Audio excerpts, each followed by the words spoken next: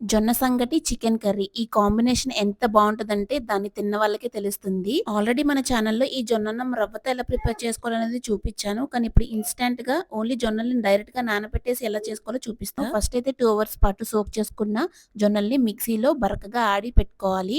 తర్వాత కుక్కర్‌లో ఒక గ్లాస్ జొన్నలకి 3 గ్లాసుల వాటర్ చొప్పున వేసుకొని కొద్దిగా ఉప్పు వేసి నీళ్లు మరిగిన తర్వాత మనం ముందుగా ఆడి పెట్టుకున్న జొన్న నూకని ఇందులో వేసేసుకోవాలి. లంప్స్ లేకుండా నీట్‌గా మిక్స్ చేసేసుకొని దగ్గర పడిన తర్వాత కుక్కర్ మూత పెట్టేసి ఒక్క విజిల్ లేదంటే 3 విజిల్స్ వేయించుకుంటే సరిపోతుందనమాట. యాక్చువల్లీ ఒక్క విజిలే సరిపోతుందనైతే అనిపించింది నాకు. 3 విజిల్స్‌కి అడుగంటేసింది. ఇంకైతే ఇంతకు ముందే మన ఛానెల్‌లో నేను చెప్పాననమాట. జొన్న రవ్వ ఇంట్లో ఎలా ప్రిపేర్ చేసుకోవాలి, తర్వాత దాంతో అన్నం ఎలా వండుకోవాలి అనేసి. ఆ వీడియో ట్యాగ్ చేస్తాను చెక్‌ఔట్ చేయండి. కానీ దానికన్నా ఇదే సింపుల్ ప్రాసెస్ అనిపించింది నాకు. జొన్న రవ్వ ప్రిపేర్ చేయడం time taking process and wastage కూడా ఉంటుందనమాట అందులో.